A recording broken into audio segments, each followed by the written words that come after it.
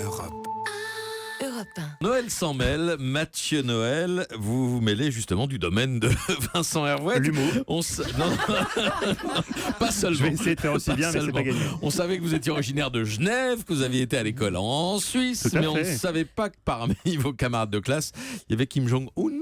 Oui, Patrick, à vrai dire, moi non plus. Oui. J'avais oublié, mais avec toute cette actualité, et alors que je galérais pour trouver un angle, brusquement, ça m'est revenu. Et oui, Patrick, vous saviez déjà par la presse que Kim Jong avait effectivement fait une partie de sa scolarité en Suisse. Ce que vous ne saviez pas, c'est que j'ai peut-être une part de responsabilité dans ce qu'il est devenu. C'est énorme. Et pourtant, bleu de bleu, quand je repense à ces années-là, Patrick, mon petit cœur se serre. Oui, quand mon cœur se serre en fou Amélie Poulain.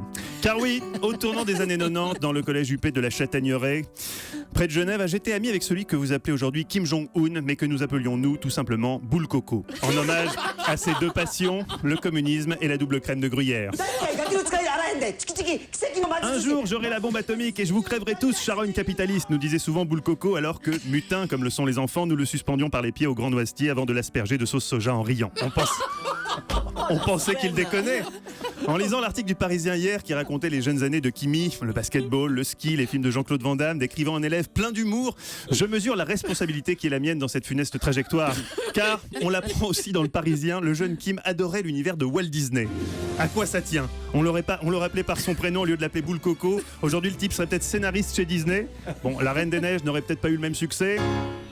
Enfermés, séquestrés, je vais tous vous trucider, torturer, fusiller. Bon, bref, tout est de ma faute. Car Boule Coco était un enfant comme les autres, Patrick. Je me souviens de quelqu'un qui lisait beaucoup. Sade, Pol Pot, Doriot-La Rochelle. Les classiques, quoi. Alors oui, c'est vrai, il s'amusait à empaler des fourmis avec des épines de sapin, prenait plaisir à émasculer des rats, puis à dissoudre leurs petites gonades dans sa tasse de Vomaltine. Et il pouvait passer des week-ends entiers à immoler des chatons avec son zippo. Rien d'alarmant, hein, aucun réel signe avant-coureur.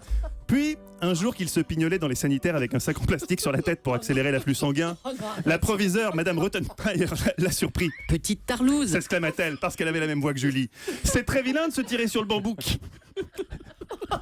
Tu me vois obligé de tout dire à ton père. Or, le père de Kimi n'était, comment dire, il n'avait pas lu Françoise Dolto, quoi. Boule Coco a été rapatrié à Pyongyang, on ne l'a plus jamais revu. Morale de l'histoire, Patrick, Oui. ne jamais se moquer d'un fou, ne jamais lui faire comprendre par vos réactions que vous savez qu'il est fou. Exemple en interne ici, Philippe Vandel. Quand Philippe Vandel tient absolument, pour une raison qui nous échappe, à nous expliquer pourquoi Saturne a des anneaux, pourquoi les zèbres ont des ayures et pourquoi on a des poils quand on grandit, évitez de montrer que vous vous en foutez. Prenez un peu sur vous, Patrick, pour au moins simuler l'enthousiasme. Pourquoi on n'arrive jamais à relire les ordonnances des médecins ?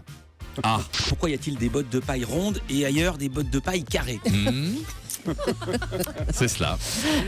Pourquoi le mois d'août est le plus chaud de l'année alors que c'est en juin qu'il y a le plus de soleil ? Bon, eh ben, à tout à l'heure. Putain, Patrick, à ce rythme-là, Vandel va vriller. Pas avoir ça sur la conscience, quand même. Mathieu Noël, merci de nous avoir éclairé sur un point de géopolitique absolument essentiel. Europe.